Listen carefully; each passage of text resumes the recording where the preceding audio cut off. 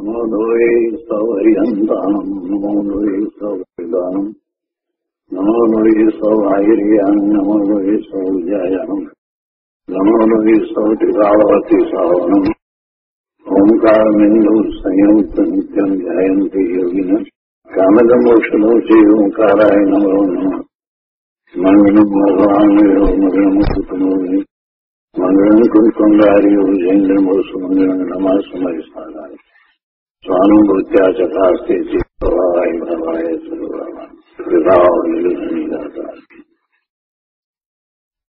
નિયમસાર ભગવાન કુંકુંદાચાર્ય રચિત નિયમસાર તથા મુનિવર પદ્મપ્રભમલધારી દેવ રચિત તાત્પર્ય વૃત્તિ ટીકા એનો સ્વાધ્યાય ચાલે છે. એમાં ચોથો અધિકાર વ્યવહાર ચારિત્રનો અધિકાર. વ્યવહાર ચારિત્રના અધિકારમાં આપણે ગાથા 73નો સ્વાધ્યાય કરી રહ્યા છીએ. આ ગાથા એની ટીકા અને એની ઉપર પૂજ્ય ગુરુદેવ કાનજી સ્વામી આપેલ પ્રવચનના અંશો આપણે કર્યા છે. હવે આ ટીકા પૂરી કરતા 73મી ગાથાની ટીકા પૂરી કરતા મુનિરાજ પદ્મપ્રભમલધારી દેવ આધારનો શ્લોક કહે છે. આચાર્યવર શ્રી વાદીરાજ દેવે આ શ્લોક લખ્યો છે. એને આધારના શ્લોક તરીકે અહીંયા મુનિવરે લીધો છે. તો આધારનો શ્લોક લઈએ. પંચાચાર પરાન પિંચનમ પતિ અષ્ટકષાયાત્રવાન ચંચજ્ઞાનો બલ પ્રપંચિત મહાપંચાસ્તિકાય સ્થિતિ સ્ફારા ચંચ યોગ ચંચુર્ધિય સુરીનુંદન ચ તૃણાન પંચામો ભવદુઃખ સંચય વિદે ભક્તિ ક્રિયા ચંચવ.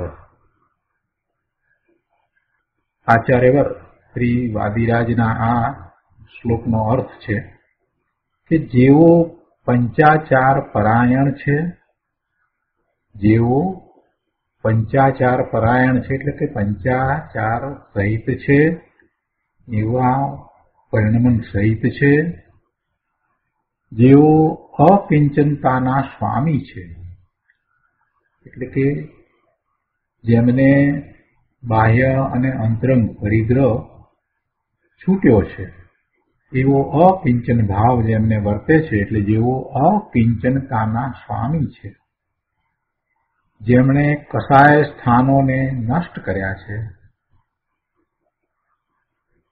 પરિણમતા જ્ઞાનના બળ વડે જેઓ મહાપંચાસ્તિકાયની સ્થિતિને સમજાવે છે એટલે કે જગતના આ 5 દ્રવ્યો, 5 અસ્તિકાય અને 6ઠું કાળ દ્રવ્યો જે અસ્થિ છે પણ કાય નથી, તો એને જેમણે બરાબર જાણ્યા છે તો એ જાણ્યા પછીથી એટલે કે છે કે પરિણમતા જ્ઞાનના બળ વડે પોતાને એનું જ્ઞાન છે તો એ જ્ઞાનના બળ વડે જેઓ મહાપંચાસ્તિકાયની સ્થિતિને સમજાવે છે.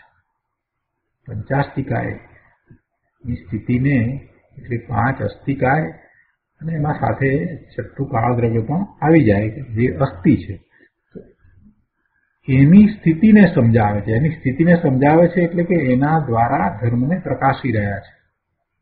6 દ્રવ્યો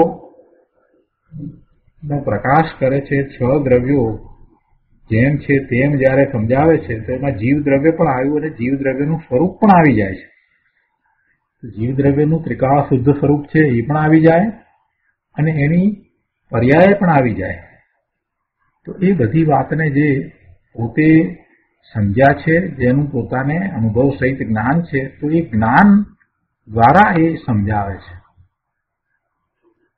આગળ કહે છે વિપુલ અચંચળ યોગમાં વિકસિત સ્થિર સમાધિમાં, અચંચળ યોગમાં ચંચળતા રહિત યોગ. શરીર તો છે, મન વાણી છે એટલે મન વાણી ને કાયાના યોગ હોવા છતાં સ્વરૂપમાં એકાગ્રતા કરે છે ને એટલે ચંચળતા નથી. કે છે કે વિપુલ અચંચળ યોગમાં એટલે કે વિકસિત સ્થિર સમાધિમાં જેમની બુદ્ધિ નિપુણ છે અને જેમને ગુણો ઉછળે છે. જો ગુણો ઉછળે છે એટલે કે એ નિર્મળ પરિણામો થઈ રહ્યા છે. અહીંયા ગુણો એટલે વર્તમાનમાં જે પર્યાય પ્રગટ કરી છે એને ગુણો કયા છે. ત્રિકાળી ગુણો તો છે જ, પણ હવે અહીંયા વર્તમાનમાં જે નિર્મળ પરિણામ થયા છે એવા જે ગુણો પ્રગટ થયા છે તો એને માટે કહે છે કે જેમને ગુણો ઉછળે છે તે આચાર્યોને ભક્તિ ક્રિયામાં કુશળ એવા અમે ભવ દુઃખ રાશિને ભેદવા માટે પૂજીએ છીએ. એવા આચાર્યોને અમે પૂજીએ છીએ. શા માટે પૂજીએ છીએ? તો કહે છે કે ભવ દુઃખ રાશિને ભેદવા માટે.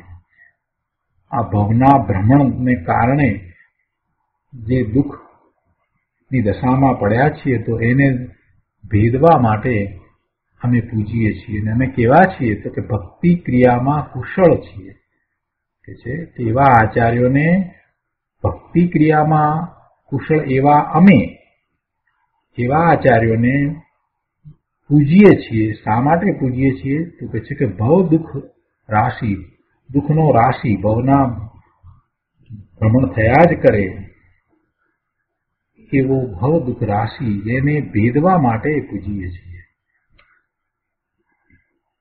વ્યવહારના એના કથન છે, પણ એવો વિનય અને એવો ભક્તિનો ભાવ મહાપુરુષોને હોય જ છે. આચાર્ય પ્રત્યે પણ એવો ભક્તિનો ભાવ હોય છે. ગુરુ પ્રત્યે પણ એવો ભક્તિનો ભાવ હોય છે. એટલે એ રીતે વાત લીધી છે. આચાર્યનું સ્વરૂપ દર્શાવ્યું છે અને પછી એમના પ્રત્યે એવો વિનય પણ દર્શાવ્યો છે. તો આ શ્લોકનો વિશેષ અર્થ આપણે પૂજ્ય ગુરુદેવ પાસેથી સમજીએ. પ્રવચન રત્ન ચિંતામણી ભાગ 3, પાના નંબર 272. કોમ્પ્યુટરમાં ગો ટુ પેજ નંબર 279. આધારના શ્લોક ઉપરનું પ્રવચન. ગુરુદેવ અહીંયા કહે છે કે જો હવે શ્રી વાદીરાજ દેવ આચાર્ય છે એમનો આધાર આપ્યો છે, એટલે કે એમના શ્લોક દ્વારા મુનિરાજ પદ્મપ્રગમલધારી દેવે જે ટીકા લખી છે એ ટીકાને સમર્થન આપ્યું છે. એટલે આચાર્ય વિશે એમણે જે ટીકામાં વાત કરી છે એને સમર્થન આપતો આ શ્લોક છે. કેવા હોય છે જૈનના આચાર્ય? કે જેઓ પંચાચાર પરાયણ છે. પંચાચાર સહિત છે એ વાત તો બહુ 73મી ગાથામાં પણ આવી. અહીંયા કહે છે કે જેઓ પંચાચાર પરાયણ છે. અંતરના જ્ઞાન, દર્શન, ચારિત્ર, તપ અને વીર્ય એ 5 આચાર. તો એ 5 આચારમાં પરાયણ છે, એમાં જ રહ્યા છે. 5 આચાર સહિત છે, પંચાચાર પરાયણ છે. એ 5 આચારમાં અર્થાત પુણ્ય પાપના રાગ રહિત અંદરના શુદ્ધ આચરણમાં જેઓ તત્પર છે. અંતરના જ્ઞાન, દર્શન, ચારિત્ર અને તપ, અને એમાં જ એમનું વીર્ય ઉલસે છે. એટલે એમ 5 આચારમાં એ પરાયણ છે. પરંતુ આ શુભ કે અશુભ વિકલ્પમાં એ પરાયણ નથી. કે છે કે 5 આચારમાં અંદરના શુદ્ધ આચરણમાં જેઓ તત્પર છે. આનંદનું ધામ એવા ભગવાન આત્માના 5 આચારમાં આચાર્ય તત્પર છે. જો ગુરુદેવે તો અહીંયા આખી વાતને બહુ સરસ રીતે લીધી. કે છે કે આ આત્મા છે એ જ 5 આચારનું ધામ છે. આનંદનું ધામ એવો ભગવાન આત્મા એ 5 આચાર રૂપ છે. આનંદનું ધામ એવા ભગવાન આત્માના 5 આચારમાં, ભગવાન આત્માના 5 આચાર કયા? પોતાનું ત્રિકાળ ધ્રુવ શુદ્ધ સ્વરૂપ છે એ જ નિશ્ચયથી તો પંચ આચાર રૂપ જ છે. એ જ્ઞાન, દર્શન, ચારિત્ર, તપ, વીર્ય રૂપ જ છે. કે છે કે આનંદનું ધામ એવા ભગવાન આત્માના પંચ આચારમાં આચાર્ય તત્પર છે. આ નિશ્ચયથી વાત કરી. બહારમાં જે પાંચ આચાર જે છે એ તો વ્યવહારથી વાત છે, પણ પાંચ આચાર અંદરમાં નિશ્ચયથી કઈ રીતે છે? તો કે છે કે પોતાનું જે ત્રિકાળ શુદ્ધ સ્વરૂપ છે એ જ એવા આચાર સહિત જ છે. કેમ કે અંદરમાં એવા જ ગુણો પડ્યા છે ને. કે છે કે આનંદનું ધામ એવા ભગવાન આત્માના, એટલે પોતાના આત્માના પંચ આચારમાં આચાર્ય તત્પર છે. પંચ આચાર એ આત્માનું આચરણ છે અને એમાં આચાર્ય તત્પર છે, એટલે કે વિતરાગી પરિણતિમાં તત્પર છે. પંચ આચારમાં તત્પર છે એટલે શું છે? પોતાનું ત્રિકાળી જે સ્વરૂપ છે, શુદ્ધ સ્વરૂપ છે, એ જ પંચાચાર સ્વરૂપ છે અને એમાં એ તત્પર છે, એમાં જ એ રહ્યા છે. એટલે એનો અર્થ એ થયો કે એમની તો વિતરાગી પરિણતિ છે, વિતરાગી પરિણતિમાં તત્પર છે. આ નિશ્ચય ચારિત્રની વાત થઈ. આ રીતે નિશ્ચય ચારિત્રની વાત થઈ. બહારમાં વ્યવહાર ચારિત્ર એ તો શુભ વિકલ્પ રૂપ છે. અહીંયા તો કહે છે કે એ પંચાચાર એ આત્માનું આચરણ છે અને એવા આત્માના આચરણમાં આ આચાર્ય તત્પર છે. એટલે એ વિતરાગી પરિણતિમાં તત્પર છે. વિતરાગી પરિણતિ જેમને થઈ રહી છે એવા આચાર્ય હોય છે. આગળ કહે છે કે જેઓ અકિંચનતાના સ્વામી છે, જેમને પરિગ્રહનો એક અંશ પણ રહ્યો નથી.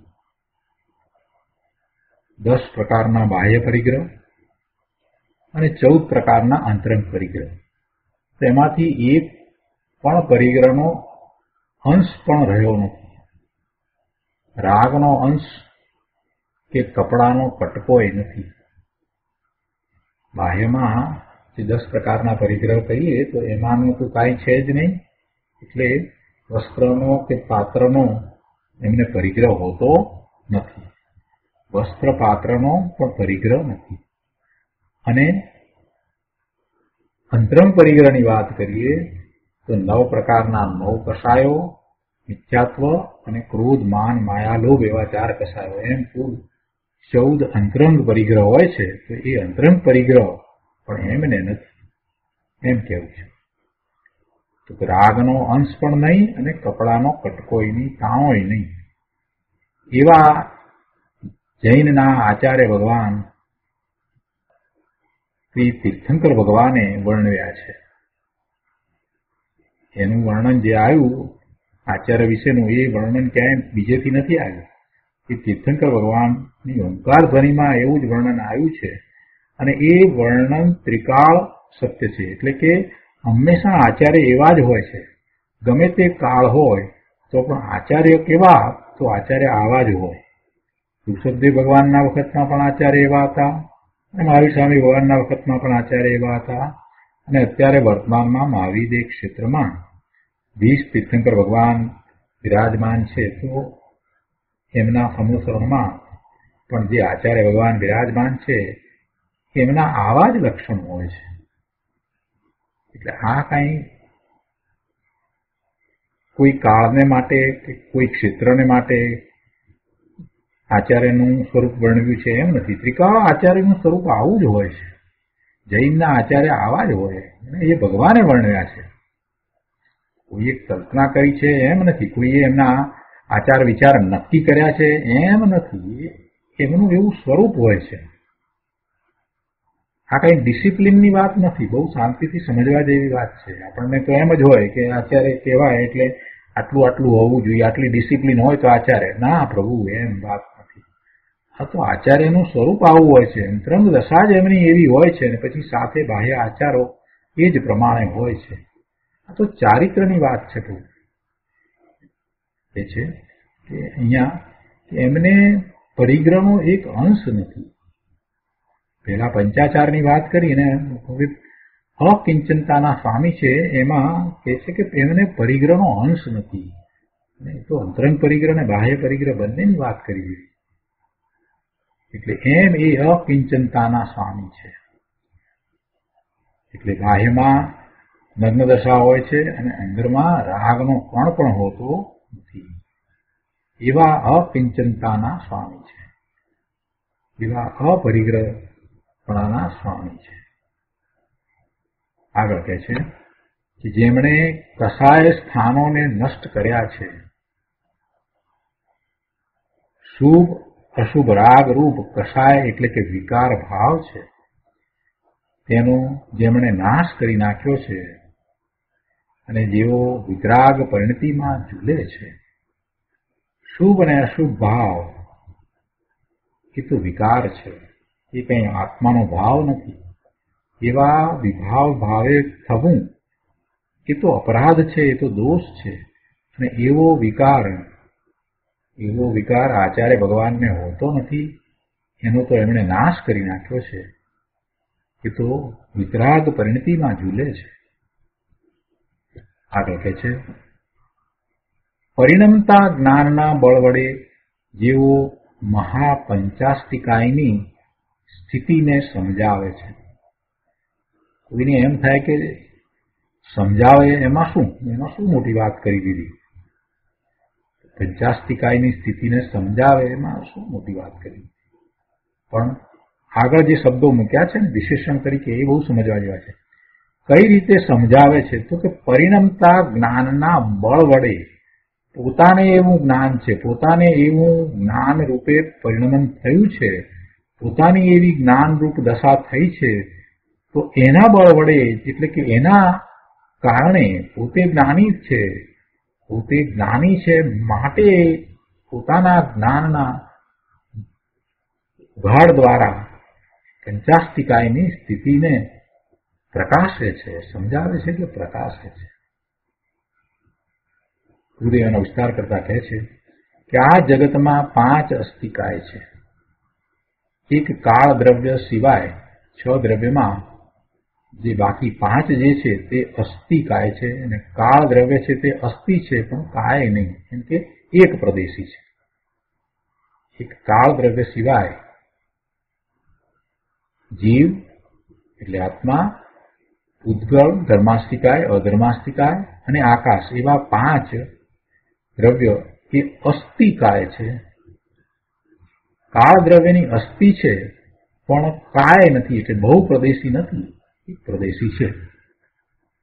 પરમાણુ પણ આમ તો એક પ્રદેશી છે પણ એની યોગ્યતા એવી છે બહુ પ્રદેશી થવાની, એટલે કે પરમાણુઓ ભેગા થઈ અને સ્કંદ રૂપે થાય છે એટલે એને કાય કહ્યું છે. ત્યારે કાળ દ્રવ્યો જે છે તે બહુ પ્રદેશી નથી, એટલે એ કાય નથી પણ અસ્થિ છે.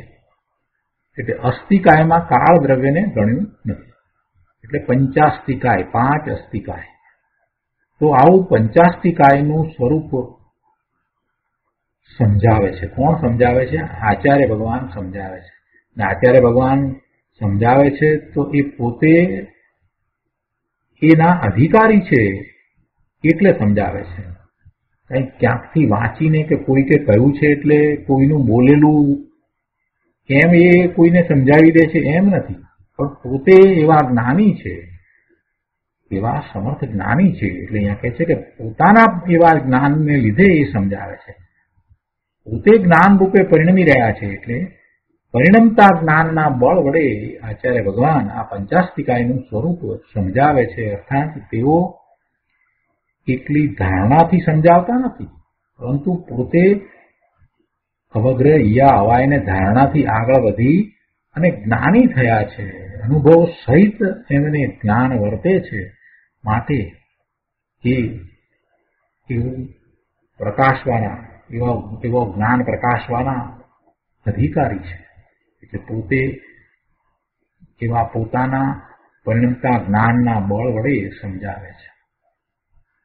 આગળ કહે છે કે આચાર્ય દેવને ભગવાન આત્માના આશ્રય અંદર જ્ઞાનમાં વિતરાગી પરિણમન થઈ ગયું છે. વિતરાગી પરિણમન થયું છે એટલે કે સમ્યક દર્શન સમ્યક જ્ઞાન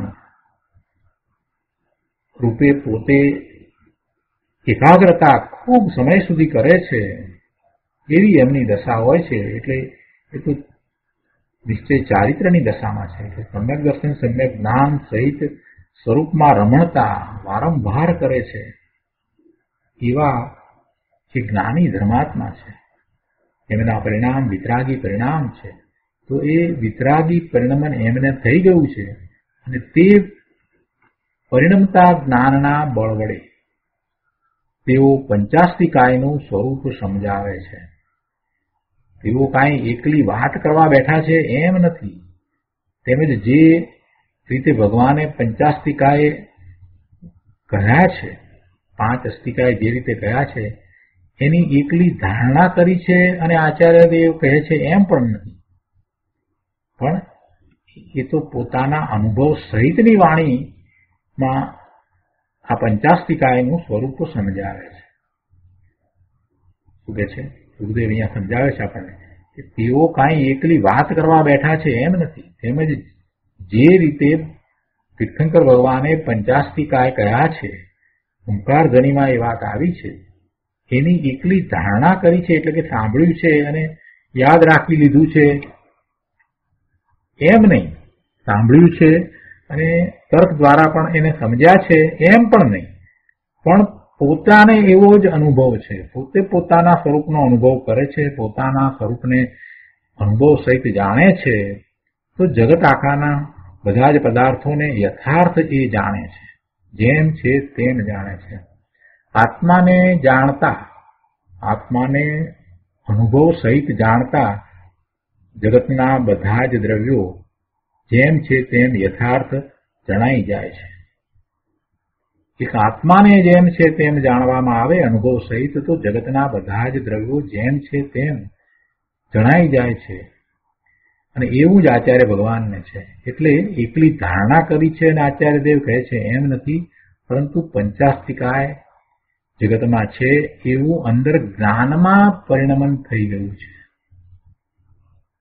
સમ્યક દર્શન સમ્યક જ્ઞાન, તો એ સમ્યક જ્ઞાન તો છે તો આત્માનું જ્ઞાન, પણ પોતે ભગવાન આત્મા જ્ઞાન સ્વરૂપ છે અને બીજું બધું જે કાંઈ છે તે બધું જ્ઞેય છે અને એ જ્ઞેયો જેમ છે તેમ જ એને જાણે છે. એટલે એ છે કે પંચાસ્તિકાય જગતમાં છે એવું અંદર જ્ઞાનમાં પરિણમન થઈ ગયું છે કોને? આચાર્ય ભગવાનને. અને એટલે જ એ એવા પંચાસ્તિકાયના સ્વરૂપને પ્રકાશે છે, સમજાવે છે.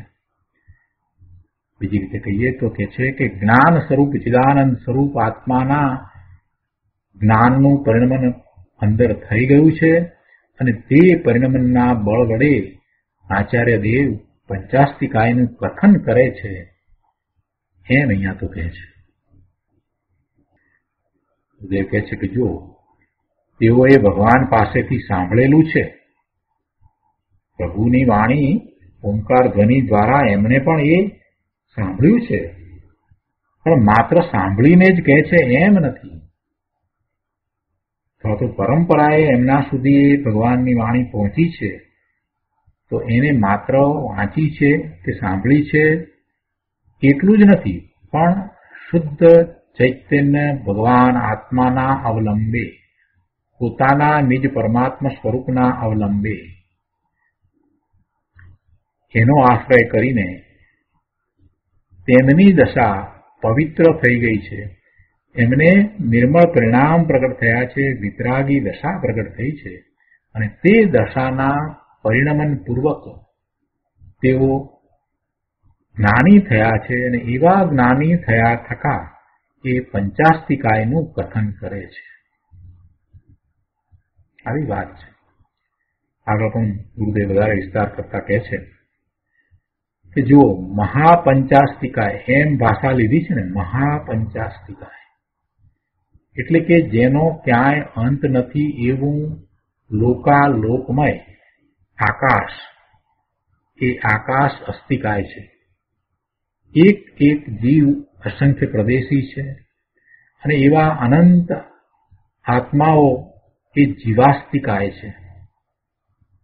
જીવથી અનંત ગુણા પરમાણુઓ એ પૂદ્ગલ અસ્તિકાય છે, તેમજ ધર્માસ્તિકાય અને અધર્માસ્તિકાય છે. આવી મહાપંચાસ્તિકાયની સ્થિતિ છે, આવી મહાપંચાસ્તિકાયની મર્યાદા છે, અને તેને આચાર્યદેવ સમજાવે છે. જગતમાં એક જ આત્મા છે એમ નથી, અનંત આત્મા છે, અને અનંત આત્મા છે એ અનાદિથી છે. અને અનંત આત્મા છે એટલું જ નહીં, પરંતુ જગતમાં અનંત આત્માઓ છે અને એથી અનંત ગુણા પરમાણુઓ છે. અને એક ધર્માસ્તિકાય છે, એક અધર્માસ્તિકાય છે, અને એક આકાશ છે. એના આપણે સમજવા માટે બે ભાગ પાડીએ છીએ. લોકાકાશ કે જેને વિશે જે અસંખ્ય પ્રદેશી છે એને વિશે બાકીના પાંચે દ્રવ્યો રહ્યા છે એવું એ લોકાકાશ છે. અને પછી અનંત અનંત અનંત એવું અલોકાકાશ છે. તો એ આકાશ છે, આખો આકાશ છે. તો આવા પાંચ અસ્તિકાય જગતમાં છે. અસ્થિ એટલે છે, અને કાય એટલે ઘણા પ્રદેશનો સમૂહ. તો અસ્થિ કાય એમ જયારે કહેવામાં આવે તો અસ્થિ એટલે એનું હોવાપણું, એનું અસ્તિત્વ જે છે એનું હોવાપણું છે, તો એ અસ્થિ છે. છ દ્રવ્ય અસ્થિ છે. અને કાય, કાય એટલે ઘણા પ્રદેશનો સમૂહ. એટલે કાળ સિવાયના પાંચે દ્રવ્યો અસ્થિ કાય છે, અને કાળ છે તે અસ્થિ છે, પણ એ બહુ પ્રદેશી નથી, માટે એને કાય કહેતા નથી. આગળ કહે છે કે જેમનું જ્ઞાન સ્વરૂપ અંદર વિતરાગ ભાવે પરિણમી ગયું છે, તે જ્ઞાન સ્વરૂપ પરિણમી ગયા પછીથી, અનુભવ થયા પછીથી, એવા જ્ઞાની થયા પછીથી આચાર્ય દેવ એ જ્ઞાનના પરિણમનના બળ વડે આ આકાશ આદિ મહાપંચાસ્તિકાયની સ્થિતિ સમજાવે છે. કેમ કે તેઓ આચાર્ય છે ને, એટલે આચાર્ય જે છે એ પોતે વસ્તુના સ્વરૂપને જેમ છે તેમ સમજી જાણી અને એવું જ અનુભવીને પછી એ બીજાઓને સમજાવે છે. આચાર્ય છે ને એટલે, અને સમજાવે છે એટલે કઈ રીતે સમજાવે છે? એ વાણી દ્વારા પણ સમજાવે અને લખીને પણ સમજાવે. સામે શિષ્યોને સમજાવે, અથવા તો એ શિષ્યોને ન સમજાવે તો અંદરમાં જે પોતાને એવો જ્ઞાનનો ઉઘાડ થયો છે તો એ શાસ્ત્ર લખે છે અને એમ એ સમજાવે છે કે આચાર્ય છે ને, તો આચાર્યનું કાર્ય આ હોય છે કે પોતે જગતના જીવોના કલ્યાણ અર્થે કરુણા કરી અને દિનેશ્વર ભગવાનની વાણીમાંથી જે પરમ સત્ય પ્રકાશ્યું છે, જે પોતાને જ્ઞાન થયું છે પોતાના અનુભવ સહિત, એને એ બીજાઓને સમજાવે છે. બીજાઓને પોતાની વાણી દ્વારા સીધે સીધું અથવા તો લખીને, એટલે કે શાસ્ત્રની રચના કરીને એ સમજાવે છે. આગળ કહે છે કે વિપુલ અચંચળ યોગમાં જેમની બુદ્ધિ નિપુણ છે. વિપુલ અચંચળ યોગમાં એટલે કે વિકસિત સ્થિર સમાધિમાં. અચંચળ યોગ, ચંચળતા નથી એવું એ વખતની દશા. ચંચળતા નથી એવી એ સમયની જે દશા છે એને સ્થિર સમાધિ કહેવાય. અને અહીંયા તો કહે છે કે વિપુલ, વિપુલ મૂક્યું છે એટલે એનો અર્થ કહ્યો છે કે વિકસિત, વિપુલ અચંચળ યોગમાં એટલે વિકસિત સ્થિર સમાધિમાં જેમની બુદ્ધિ નિપુણ છે એવા એ આચાર્ય ભગવાન હોય છે. એનો વિસ્તાર કરતા ગુરુદેવ કહે છે કે વિપુલ અચંચળ યોગ કહેતા વિકસિત સ્થિર આનંદમય સમાધિ અર્થાત અકશાય શાંતિ, કશાય રહિત શાંતિ. કોઈ કશાય નથી. જો કશાય છે તે જીવને કશે છે, જીવને દુઃખ આપનારા છે. આ ક્રોધ, માન, માયા, લોભ અને 9 પ્રકારના નો કશાયો 9 પ્રકારના નો કસાયો: રતિ, અરતિ, હર્ષ, શોક, ભય, જુગુપ્સા, પુરુષવેદ, સ્ત્રીવેદ અને નપુંસકવેદ.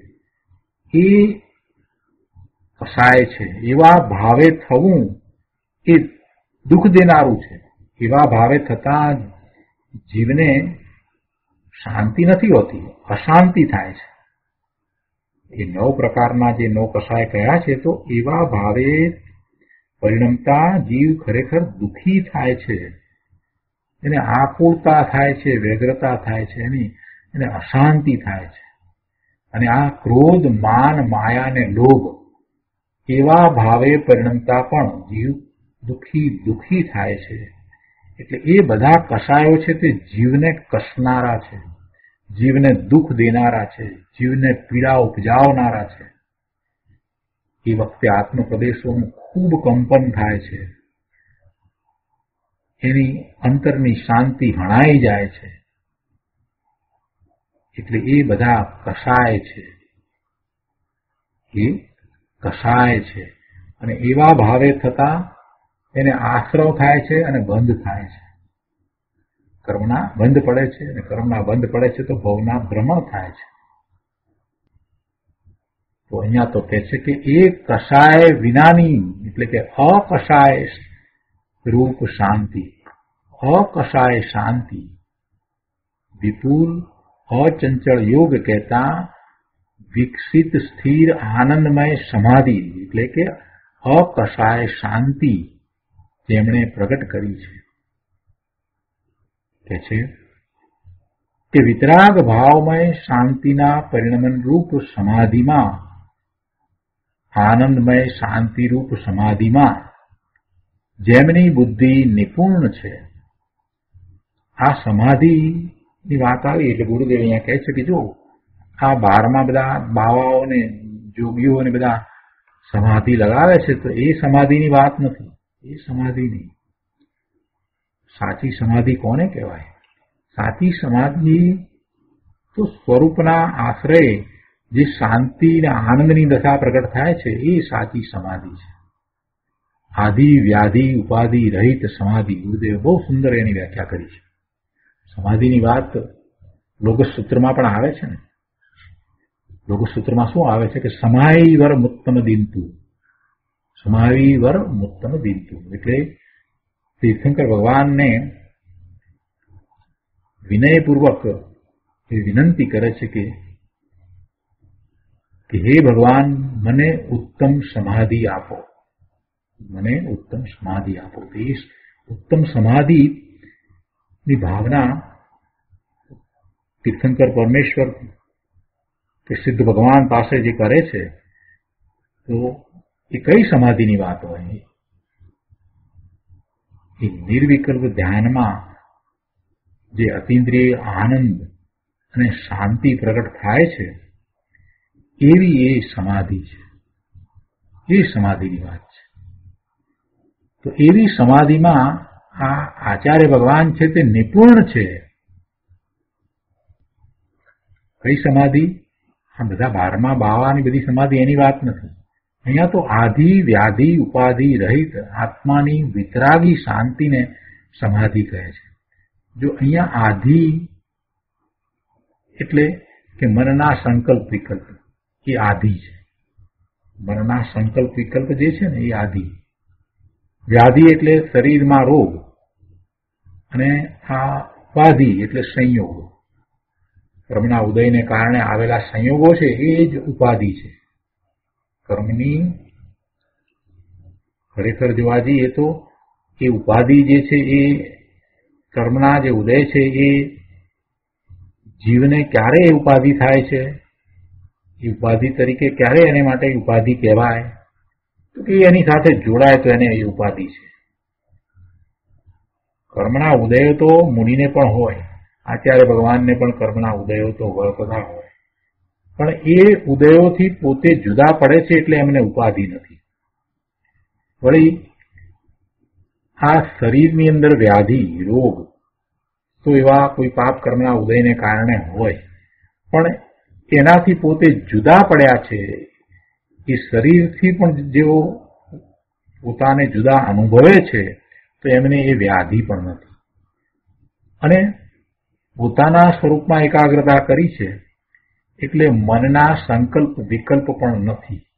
એમ આધિ પણ નહીં, વ્યાધિ પણ નહીં અને આ ઉપાધિ પણ નહીં, એવી સમાધિ આચાર્ય ભગવાનને હોય છે.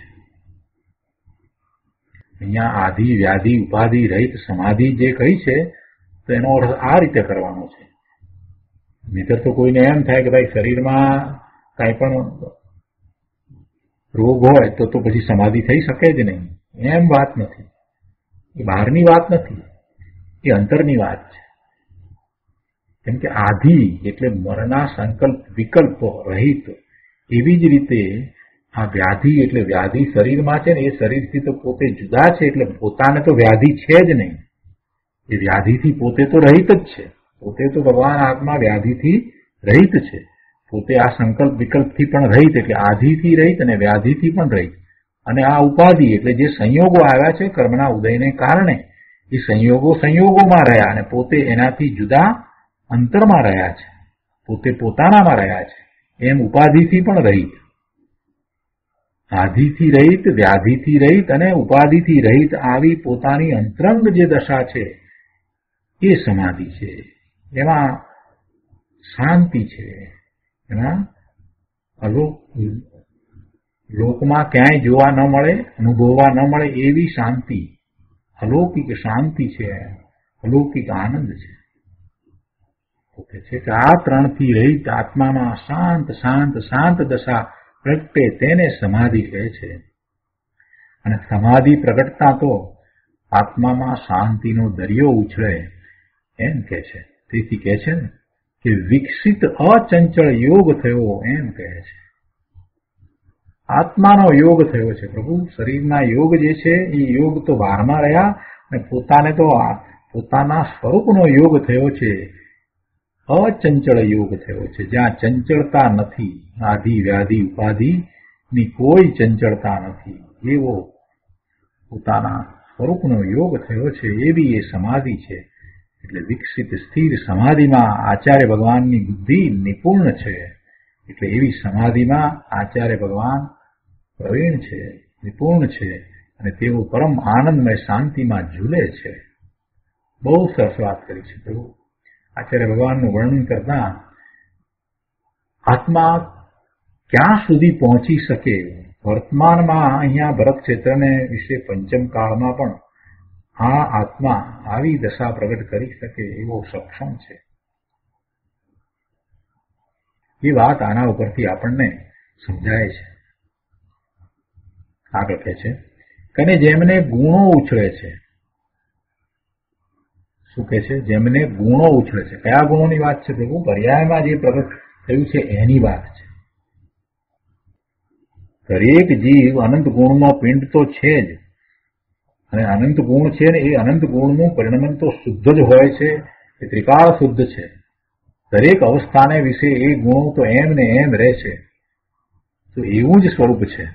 પણ અહીંયા તો પર્યાયમાં જે પ્રગટ થયું છે તેની વાત કરી છે, એને ગુણો કયા છે. એટલે કહે છે કે અને જેમને ગુણો ઉછળે છે. ગુરુદેવ સમજાવે છે કે આચાર્ય ભગવાનને આત્માના અનંત ગુણ છે તે ઉછળે છે, પર્યાયમાં પરિણમે છે, પર્યાયમાં ઉછળે છે. જેમ દરિયામાં અંદરથી પાણી ઉછળીને ભરતી આવે છે તેમ આચાર્ય ભગવાનને અંતરમાં અનંત ગુણ રૂપી દરિયો ભર્યો છે તે ઉછળે છે. અંતર અનુભવના દ્રષ્ટિના જોરે, અંતર અનુભવના દ્રષ્ટિના જોરે અનંત અનંત આનંદ આદિ ગુણની દશાઓ ઉછળે છે. અનંત અનંત આનંદ આદિ ગુણની દશાઓ ઉછળે છે, ઉછાળા મારે છે. જે અંદરમાં પડ્યું હતું ત્રિકાળ, એ હવે પોતાને પ્રગટ દશામાં આવ્યું છે. પોતે અનંત ગુણનો પિંડ છે તો અનંત ગુણનું એક રૂપ પરિણમન પર્યાયમાં પ્રગટ થયું છે. એવી વિતરાગી દશા આચાર્ય ભગવાનની છે. એટલે એમને એ ગુણો ઉછળે છે. નિર્મળ પરિણામ એક સરખા નિર્મળ પરિણામ થઈ ગયા છે અને ઉત્તરોત્તર એ તો સ્વરૂપને વિશેષતાથી રમણતા કરતા જાય છે, એકાગ્રતા વધતી જાય છે. એવી આચાર્ય ભગવાનની તો અંતરંગ દશા હોય છે. કહે છે કે આચાર્યને ગુણરૂપી દરિયો ઉછળ્યો છે. એક એક દરેક ભગવાન આત્મામાં અનંત ગુણ છે. દરેક આત્મામાં એક આત્મામાં અનંતા ગુણ છે અને એ અનંત ગુણો આચાર્યને તો ઉછળે છે. આચાર્યની પર્યાયમાં અનંત ગુણોની ભરતી આવે છે. અજ્ઞાનીને તો આની કલ્પના કરવી એ ભારે પડે છે. પણ ભાઈ, તને વસ્તુના સ્વરૂપની ખબર નથી, તે એક પણ વખત સ્વનો અનુભવ નથી કર્યો ને, એટલે તને બધું અઘરું લાગે છે અને એની કલ્પના આવવી અઘરી લાગે છે. પણ જેને એવો અનુભવ થયો છે, એવા જે આત્મજ્ઞાની છે, જે સમ્યક દ્રષ્ટિ છે, એને તો આ બધું ખૂબ ભાવવાહી લાગે છે. ઓહ, આચાર્ય ભગવાનને તો આવું છે. પોતે તો ઘણો સમય થાય ત્યારે પોતાના સ્વરૂપને સ્પર્શે છે. ચોથા ગુણતાને તો પાંચમા ગુણતાને થોડોક જલ્દી સ્વરૂપનો અનુભવ થાય છે. પણ આ તો સાતમા ગુણતાની ભૂમિકામાં છે. એવા આચાર્ય ભગવાનને તો દિવસમાં હજારો વખત પોતાના સ્વરૂપનો અનુભવ થાય છે અને આનંદના ઉભરા આવી રહ્યા છે, શાંતિ સુખનો અનુભવ થઈ રહ્યો છે. એટલે એને તો આ સમજાય છે, એને તો એ આનંદની દશાની કઈ કલ્પના કરવી પડતી નથી, કેમ કે એને તો એવો અનુભવ છે. એટલે ગુરુદેવ કહે છે કે પણ અજ્ઞાનીને બિચારાને ખબર જ નથી, વસ્તુ સ્વરૂપની ખબર નથી. એને તો એમ થાય કે આ શું હશે. આગળ કહે છે કે આ ચૈતન્ય સ્વરૂપ ભગવાન આત્મા અનંત જ્ઞાન, આનંદ અને શાંતિથી ભરેલું તત્વ છે. આવા તત્વનો જ્યાં અનુભવ કર્યો અને એમાં એકાગ્ર થયો, એવા તત્વનો અનુભવ કર્યો, એવું તત્વ જ્ઞાન, આનંદ, શાંતિથી ભરેલું પોતાનું તત્વ, પરમાત્મ તત્વ, તો એવા તત્વનો જ્યાં અનુભવ કર્યો અને એમાં એકાગ્ર થયો, તો કહે છે કે અનંત શક્તિઓ જે અંદરમાં પડી હતી, એ ગુણો એ પર્યાયમાં ઉછળે છે. એ શક્તિ પર્યાયમાં પ્રગટ થાય છે, એની વ્યક્તતા થઈ જાય છે. ઘરમાં સાકર પડી હોય ને, એક બરણી ભરીને સાકર પડેલી હોય ઘરમાં, પણ ક્યારેય એનું લક્ષ્ય કર્યું ન હોય કે કેવી હોય ને શું હોય. બસ સાકર છે કરે જાય, એથી શું ફાયદો. એક વખત એને મોઢામાં નાખે, ચગળે અને એનો સ્વાદ માણે તો ખબર પડે કે સાકરનો કેવો મીઠો સ્વાદ છે.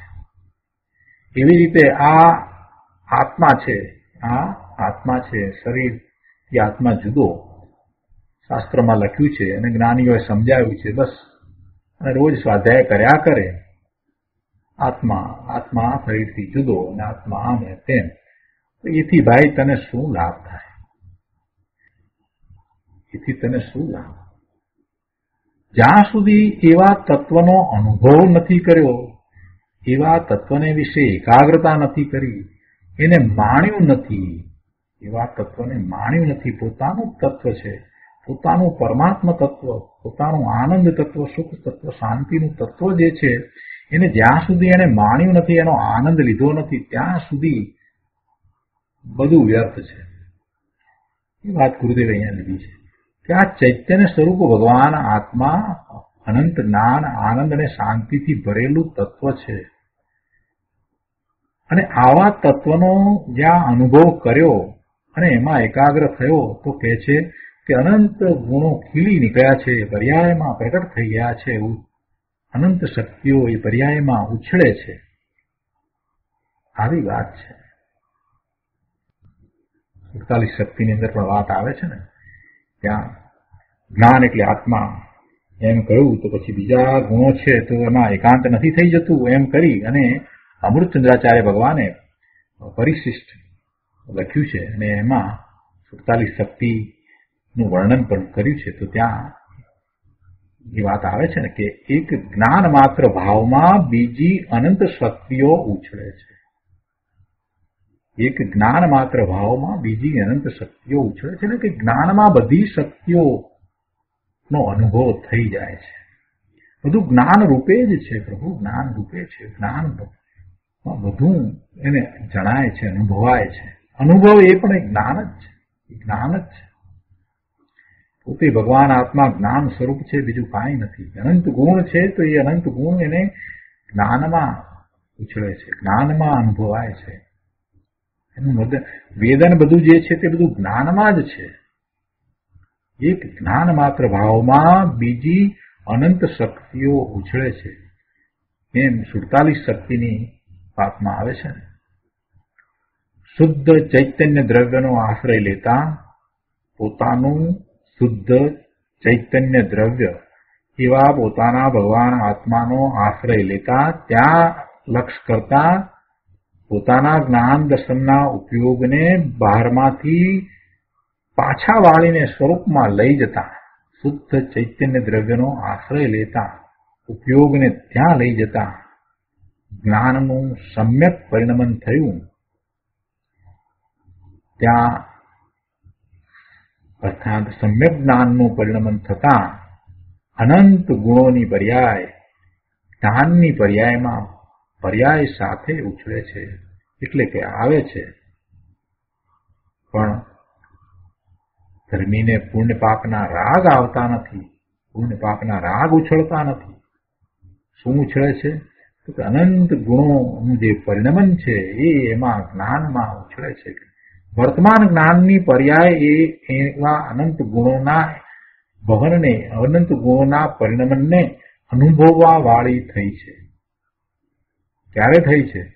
કે જ્યારે એવા શુદ્ધ ચૈતન્ય દ્રવ્યનો આશ્રય કરે છે ત્યારે. શું કહે છે? શુદ્ધ ચૈતન્ય દ્રવ્યનો આશ્રય લેતા જ્ઞાનનું સમ્યક પરિણમન થયું. જો જ્ઞાનનું સમ્યક પરિણમન થયું એટલે કે જ્ઞાન ગુણ તો ત્રિકાળ શુદ્ધ જ છે, એનું પરિણમન તો એમ જ છે.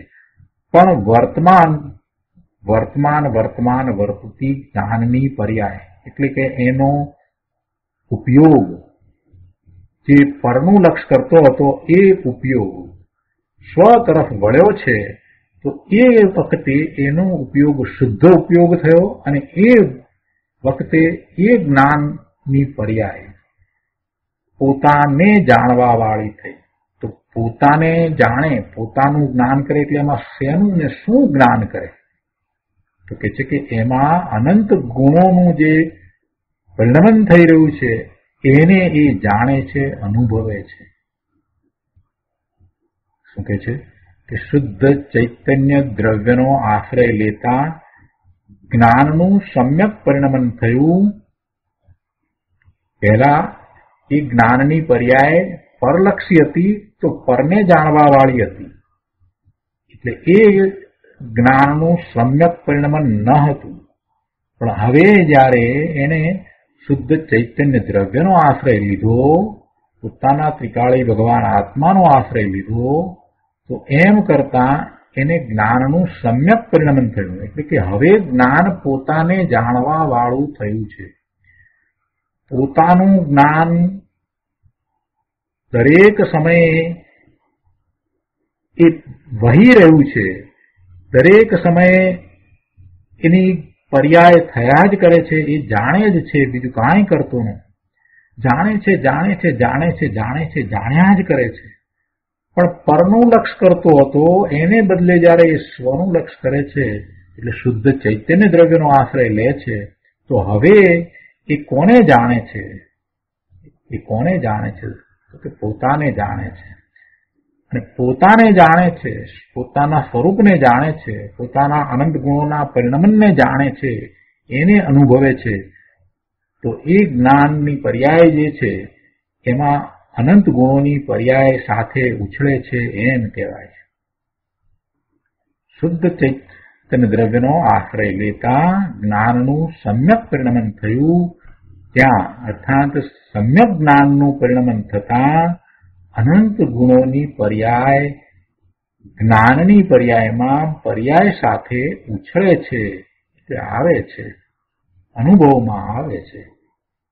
પણ એમાં કાંઈ પુણ્ય પાપના ભાવ ઉછળતા નથી. બહુ સરસ વાત કરી દીધી. 3 લીટીમાં તો ગુરુદેવે ઓહો પોતાના અનુભવની વાત બધી ગુરુદેવે ખૂબ ખૂબ ખોલીને કરી છે. અને કહે છે કે આચાર્ય ભગવાનને આ રીતે ગુણો ઉછળે છે, જ્યારે અજ્ઞાનીને તો વિકાર ઉછળે છે. અજ્ઞાનીને તો પુણ્ય પાપના ભાવના ઉછાળા મારે છે ભાઈ.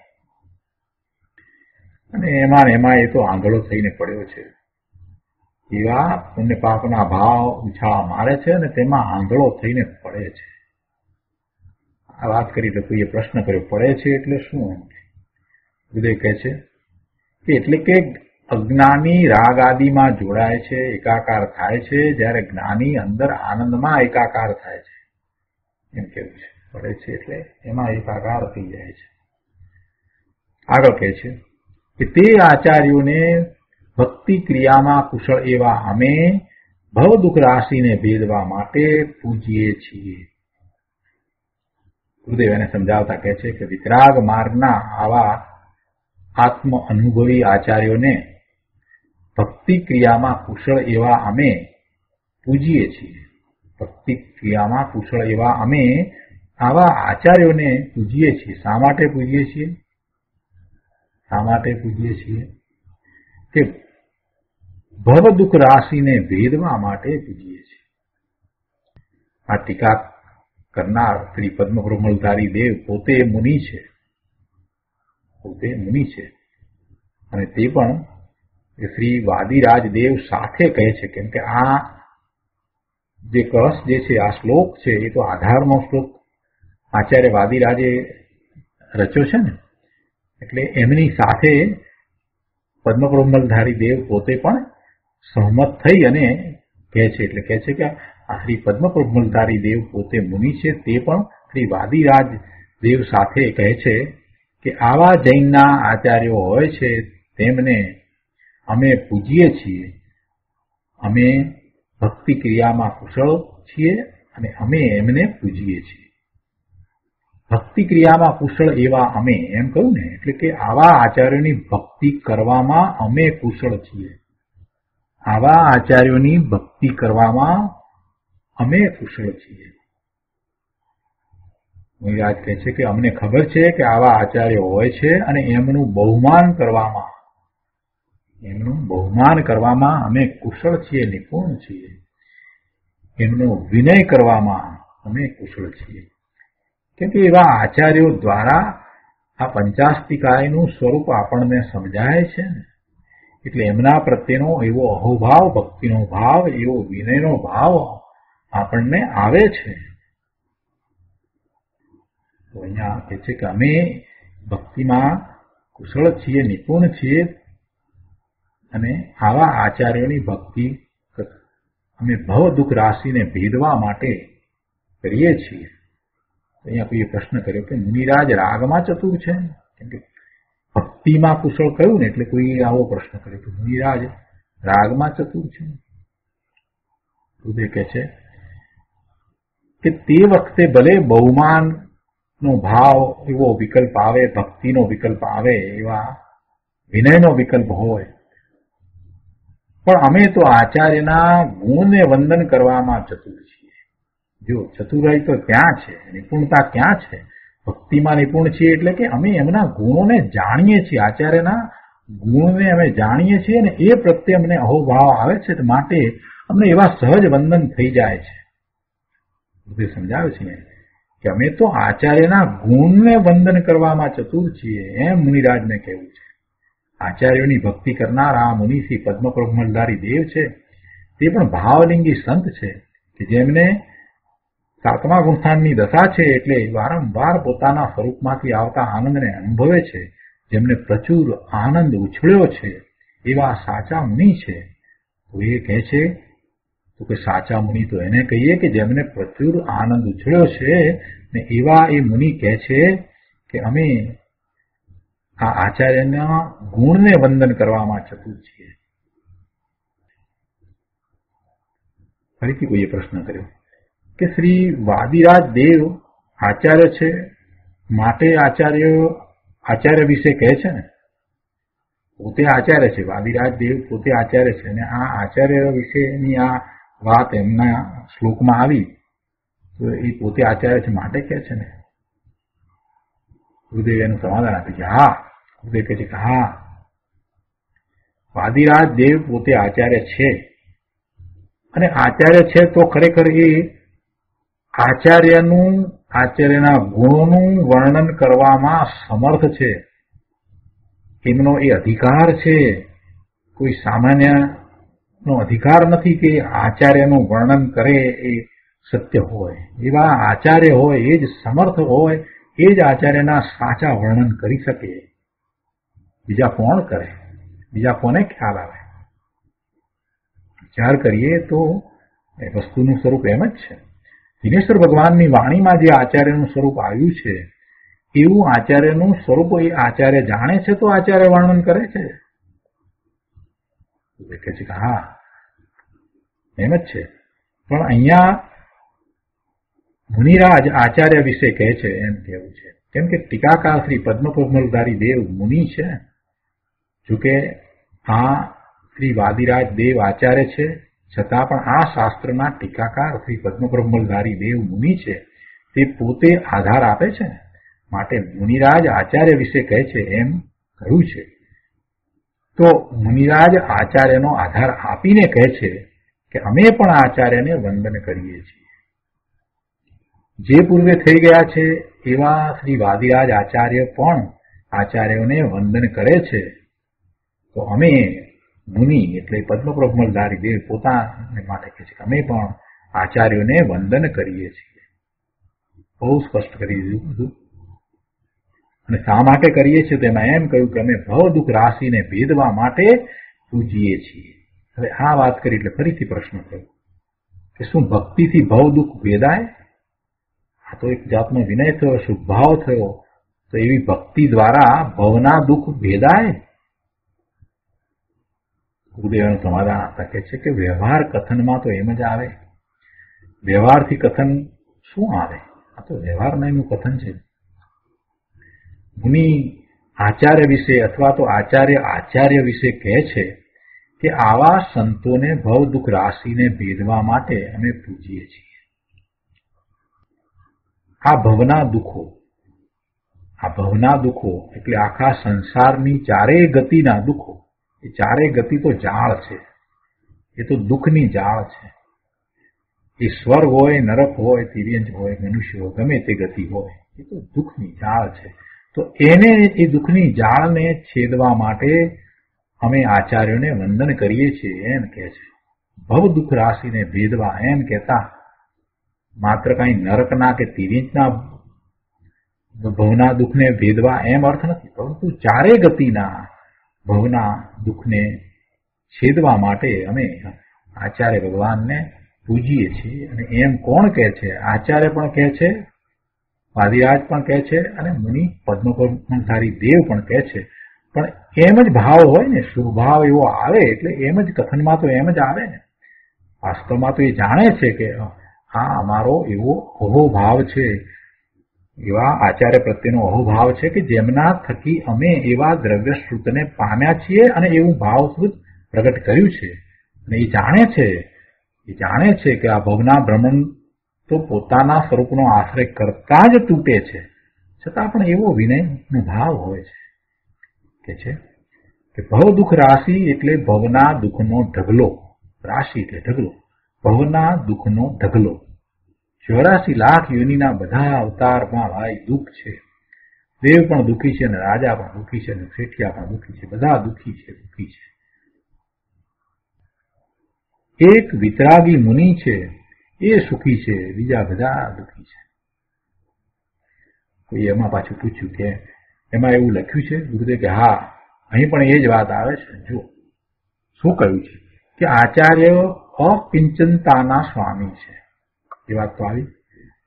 અંતરમાં પણ અપિંચનતા અને બહારમાં પણ અપિંચનતા, બંને પ્રકારે અપિંચનતા છે, અપરિગ્રહ છે. તેમનો ધન્ય અવતાર છે. તેમણે અવતાર સફળ કર્યો છે. જેમણે અંતરમાં ચારિત્ર સ્વરૂપ પ્રગટ કર્યું છે, અર્થાત જેમને અંતરમાં ચારિત્ર પરિણમી ગયું છે, નિશ્ચય ચારિત્ર જેમને પરિણમી ગયું છે અને બાહ્યમાં પણ એવું દ્રવ્યલિંગ છે, નગ્ન દિગંબર દશા છે, એવું શુદ્ધ ચારિત્ર બાહ્યમાં પણ છે, તો એમને આ જગતના સુખોની કોઈ વાંછા નથી, એની કોઈ દરકાર નથી. જગતમાંથી સુખ કે દુઃખ બેમાંથી કાંઈ પોતાને પ્રાપ્ત થતું જ નથી એવું સ્પષ્ટ પોતાને અનુભવ સહિત વર્તે છે. એવી એમની શુદ્ધ પરિણતિ છે, નિર્મળ પરિણતિ છે. એવા જ્ઞાનીઓએ આ અવતાર સફળ કર્યો છે અને એ આવા આત્માને ભક્તો કહે છે કે અમે પૂજીએ છીએ. આચાર્ય શ્રી વાદિરાજ દેવ પણ આચાર્યના ભક્ત છે, તથા મુનિ શ્રી પદ્મબ્રહ્મલધારી દેવ પણ આચાર્યના ભક્ત છે. તો તેઓ કહે છે કે ભવ દુઃખ રાશિને ભેદવા માટે અમે આચાર્યને પૂજીએ છીએ. ભાષામાં તો એમ જ આવે ને, એ છે ને કે વંદે તદ ગુણ લબ્ધે, એમ છે ને, વંદે તદ ગુણ લબ્ધે, એટલે કે આપના ગુણોની પ્રાપ્તિ માટે હું વંદન કરું છું. ગુણો એમના છે, એ કઈ મને પ્રાપ્ત થવાના છે એમ નથી. મને મારા જ ગુણો એવી રીતે જેવા આપના ગુણો છે એવા જ ગુણો મને મારામાંથી પ્રાપ્ત થાય એવો અંદરમાં ભાવ છે. અને એવા પોતાના ગુણો છે એનું ભાન જ્ઞાન જે ગુરુએ કરાયું છે, જે આચાર્યએ કરાયું છે, તો એના પ્રત્યે એવો ભક્તિ વિનયનો ભાવ આવે જ છે. એટલે કહે છે કે આપના ગુણની પ્રાપ્તિ માટે હું વંદન કરું છું. એનો અર્થ એ છે કે અંદરમાં અમારો ભાવ ગુણની પ્રાપ્તિનો છે, મારો ભાવ ગુણની પ્રાપ્તિનો છે. ભલે તે વખતે અંદર વિકલ્પ છે, પણ એ અમારે વિકલ્પ કાંઈ પ્રાપ્ત નથી કરવો, અમારે તો ગુણ પ્રાપ્ત કરવા છે. તો આ રીતે શ્રી વાદિરાજ આચાર્ય ભગવાને જે શ્લોક કર્યો છે એ શ્લોકને આધારના શ્લોક તરીકે અહીંયા કહેવામાં આવ્યો અને એમાં આચાર્યોને પોતે વંદન કરે છે એ વાત લીધી છે. તો આ શ્લોક અહીંયા પૂરો થાય છે. આજનો સ્વાધ્યાય અહીંયા સુધી રાખીએ છીએ. હવે આના પછી મુનિરાજ પદ્મપ્રભુલધારી દેવ કળશ 104 કહે છે તે આપણે આવતી વખતે લઈશું. હવે સુખધામ બોલીએ. સુખધામ અનંત સુસંત ચલી દિન રાત રહે તદ ધ્યાન મહી પ્રકાંતિ અનંત સુધામય જે પ્રણમુ પદતે વરતે જયતે પ્રણમુ પદતે